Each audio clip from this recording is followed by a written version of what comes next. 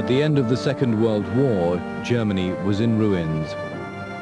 The Führer Adolf Hitler lay dead, killed by his own hand in a Berlin bunker. When Hitler came to power, he had promised his people a brave new world and a bright new future. Instead, he murdered their sick relatives in hospital cellars and brutally castrated thousands of their children. He persecuted gypsies, homosexuals, and the disabled. He oversaw a campaign of industrialized slaughter, which killed over 6 million Jews.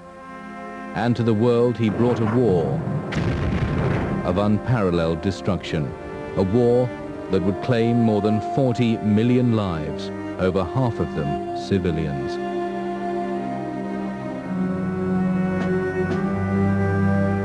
In 1914, patriotic crowds gathered in German streets to celebrate the outbreak of World War I.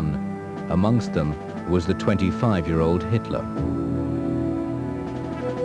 He was a failed artist scraping an existence in a Munich doss house.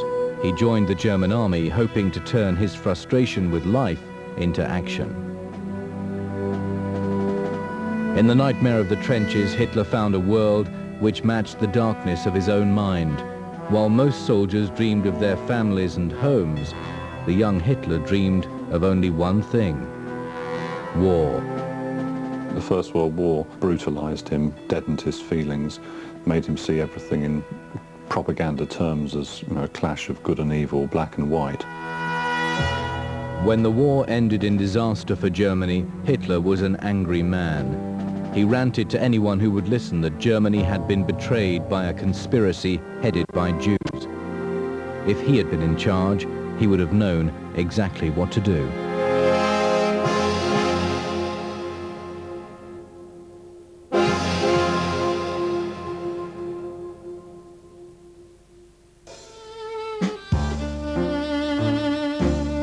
Back in Munich, Hitler was recruited by the German army to spy on a small extremist group called the National Socialist Workers' Party. The group was nationalistic, anti-Semitic, and violent. Hitler liked what he saw and offered his services as a speaker. Here was somebody who was aggressively asserting German interests and German values.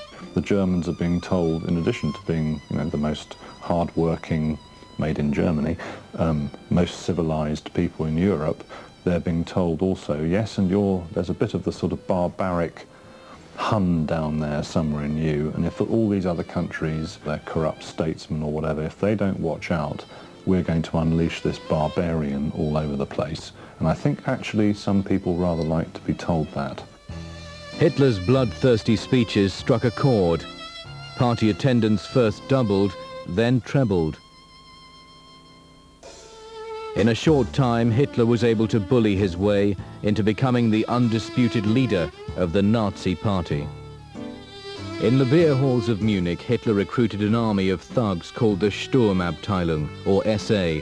Their purpose was to spread terror, intimidation and violence onto the city streets.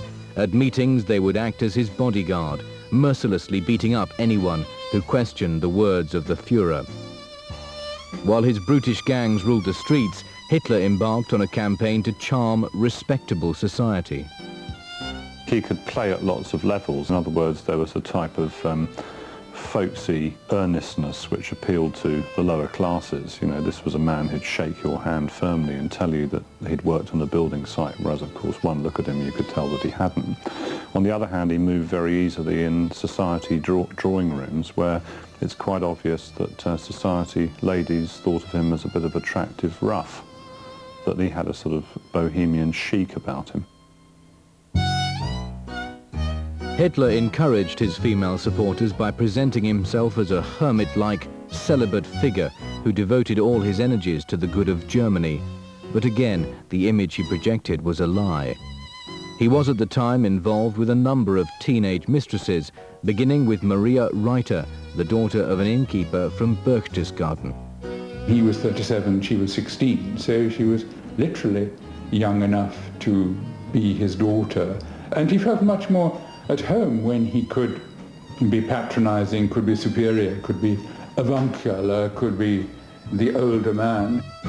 The mistress that made the biggest impression on Hitler was 16-year-old Geli Raubal. She was Hitler's niece, the daughter of his half-sister, Angela. In 1929, Geli moved into Uncle Alf's grand apartment on Munich's Prinz Regentenplatz. She took a bedroom adjoining his on the second floor. Geli was vivacious, idealistic and free-spirited. Hitler was controlling, strict and possessive. Geli felt trapped, but Hitler would not let her go. The longer they were involved, the more she saw of the seamy side. There was obviously a nasty side to his sexual nature, just as there was a very nasty side to his political nature. On the 19th of September 1931, Geli was found dead in Hitler's flat. She was bleeding from a wound near her heart. One arm was stretched out towards a pistol, a Walther 6.35. The police recorded a verdict of suicide. Geli was the first mistress to be driven to a violent death by Hitler, but she would not be the last. The actress Renate Müller threw herself to her death from a window in 1937, and Eva Braun attempted suicide at least once before her final pact with Hitler. But it was Geli's picture that Hitler kept in his bedroom in Munich and Berlin until his death in 1945. In 1932, the global depression hit Germany hard. When it came to the elections, the Germans needed a radical solution. The solution they chose was Hitler and the Nazi Party. Germany is in a state of absolute chaos, and along out of nowhere comes this unknown soldier figure, the Messiah, whose role it is to lead the German people into a type of paradise on earth. And you don't have to wait until the afterlife. This is in the here and now. But Hitler's new German paradise was not a place where everyone was welcome. They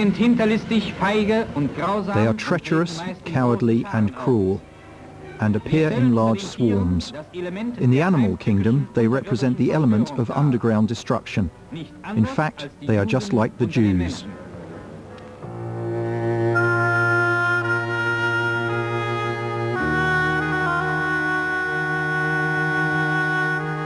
From the very beginning, Hitler's propaganda had portrayed the Jewish people as the source of everything that was wrong in German society.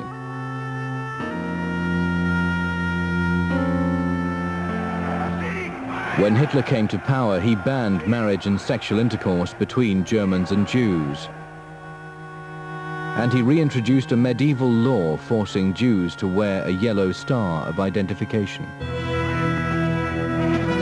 In November 1938, Hitler whipped up anti-Semitic feeling into a nationwide frenzy of violence. Jewish shop windows were broken, over 100 Jews were killed, and 27,000 were interned in camps for their so-called protection. It was called the Reichskristallnacht, the Imperial Night of Crystal. In the morning at school, we knew that the local synagogue was burning. And as a young boy, you're curious and you want to see. So we sped off on our bikes about 10 kilometers. By the time we got there, the synagogue had pretty much burned down. The fire brigade was standing there watching, but they weren't putting out the fire.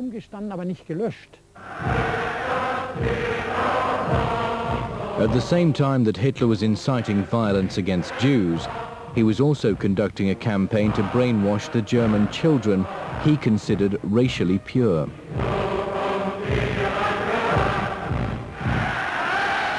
These were to be the seeds from which he would grow a master race. Meine deutsche Jugend, wir möchten nun, dass My German youth, we expect you German boys and German girls to embody everything that we hope for in Germany. We want to be one nation, and you, my German youth, shall become this nation. Und ihr, meine Jugend, soll dieses Volk nun werden.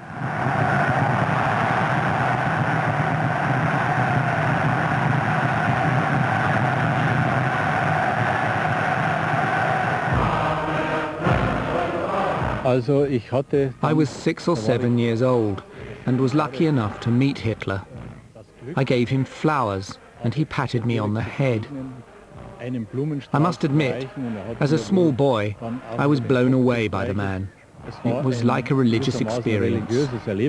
At one point he makes a very crucial speech where he says, we're going to take a child of 6 or 8 and put them into the junior branch of the Hitler Youth, then they will go into the SS, the army or whatever, and we will keep them, we will have captured them for the rest of their lives.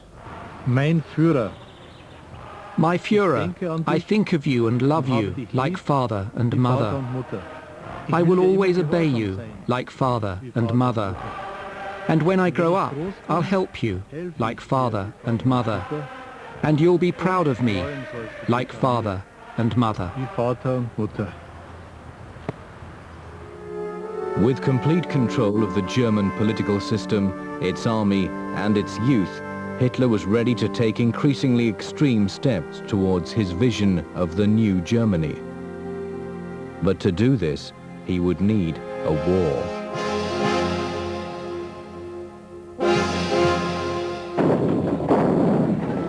When Hitler invaded Poland in 1939, he was embarking on a world war which would cost the lives of more than 40 million people. In Germany, he was already waging another war, a war against the German people themselves. We will care for them, but we will not allow them to reproduce. These unfortunate creatures should not be allowed to live alongside our healthy children. Sterilization is just a simple medical procedure. Hitler was a hypochondriac and he had never been good at sport, yet he believed that the sick and weak were an unnecessary burden on the rest of society. In 1933, he ordered the brutal sterilization of 400,000 gypsies, disabled and long-term unemployed, people that he considered genetically substandard. When the war began, Hitler's genetic campaign took a murderous turn. He signed this document ordering the clandestine murder of long-term patients in German hospitals and institutions. The nurse asked me once if I fancied carrying some dirty washing to the laundry. I said why not. I was pleased to get out of doors for a bit.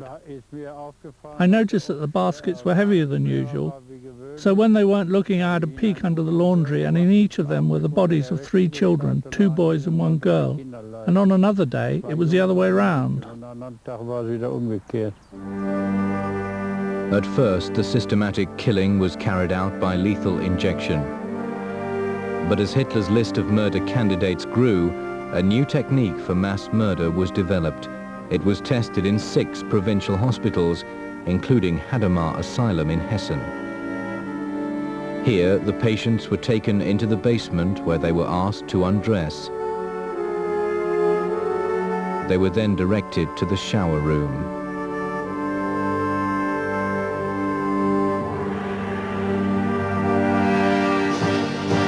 But the drain in the floor was a fake. And the pipes didn't contain water, but carbon monoxide gas. Dann kam die Todesnachricht. Eine Sterbeurkunde war dabei und ein Schrift. The death notice arrived. Darin wurde mitgeteilt, There was a death certificate and a letter which said that the corpse of my mother could not be sent due to the danger of infection. und kann die Leiche nicht zugeschickt werden, It had to be cremated straight away. polizeilichen Bestimmungen sofort eingeäschert werden musste.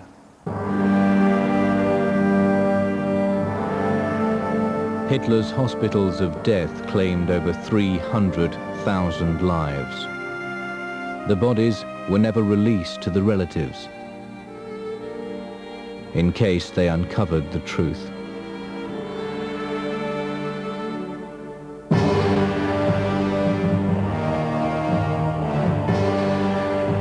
While Hitler's troops laid waste to Europe, a million-strong army of slave laborers from Poland, France and Yugoslavia were toiling to build huge monuments to Hitler's vanity.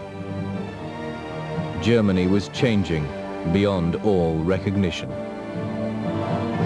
It would have been a trans-European empire reaching into the Urals with various so-called tribesmen beyond the frontier who would get zapped and then led in defeat into Roman-style triumphs through Germania, as the capital, Berlin, would have been renamed by 1955.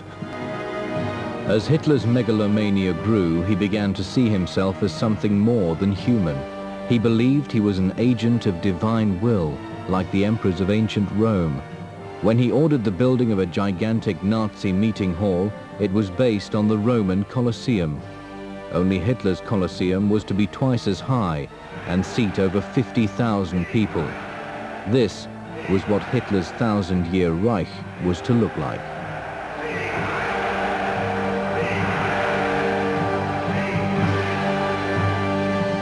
If the international Jewish finance crew succeeds in plunging the peoples of the world into another world war, the result will not be the Bolshevization of the planet and the victory of the Jews.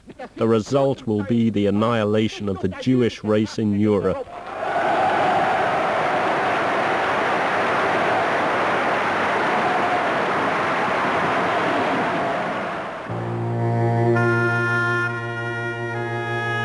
At the outbreak of the war, Hitler had interned all German Jews in camps.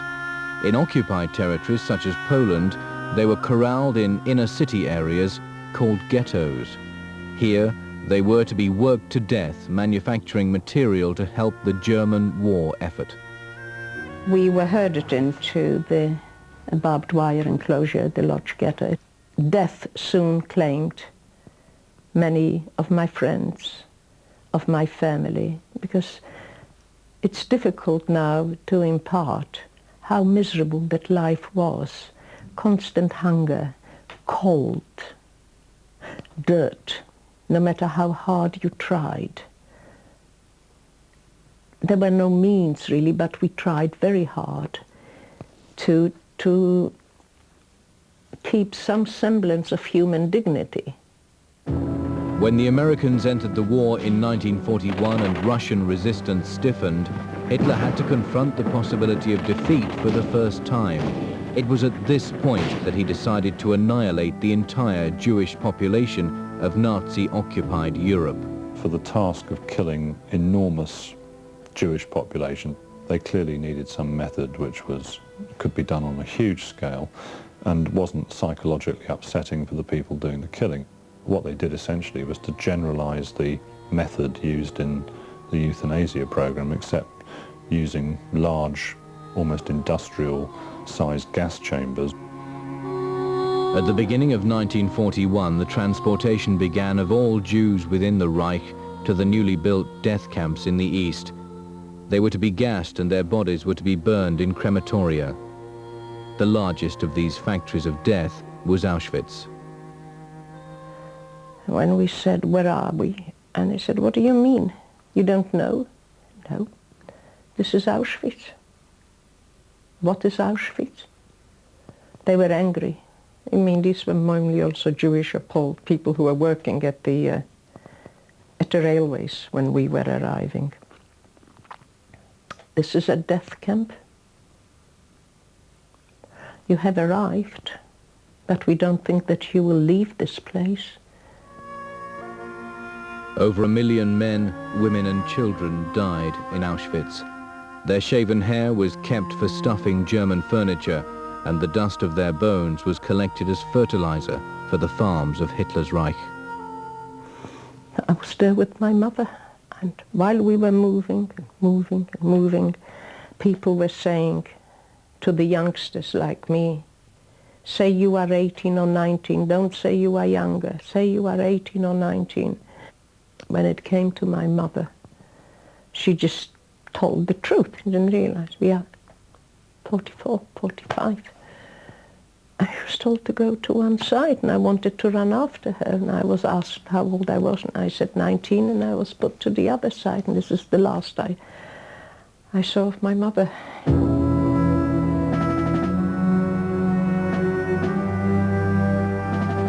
In 1942, the 270,000 men of Hitler's Sixth Army were trapped by the Red Army at Stalingrad. Hitler refused to allow them to retreat. As they stared annihilation in the face, he ordered them to die like heroes. When the 90,000 survivors surrendered, Hitler went berserk. But the tide had turned. He was losing the war.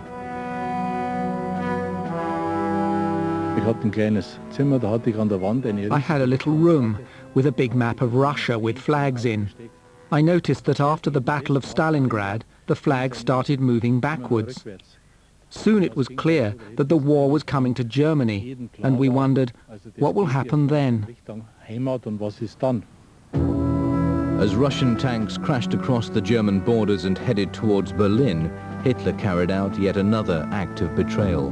Hitler had decided that being an extreme social Darwinist, that the German people had shown that they were not fit for the fight against what had proved to be the stronger people to the east.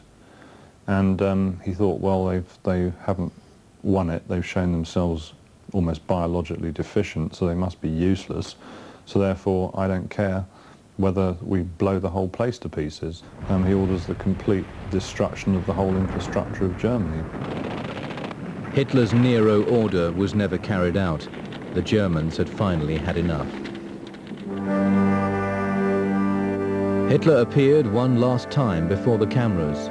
He was a physical wreck, smiling inanely as he touched the faces of boy soldiers about whose imminent death he cared nothing. On the 28th of April 1945, Hitler married Eva Braun, and on the following afternoon he poisoned and shot himself to avoid capture. In his final will and testament, Hitler declared his love for the country he had destroyed and warned future German leaders to observe the laws of race and mercilessly oppose that universal poisoner of all peoples, the Jews.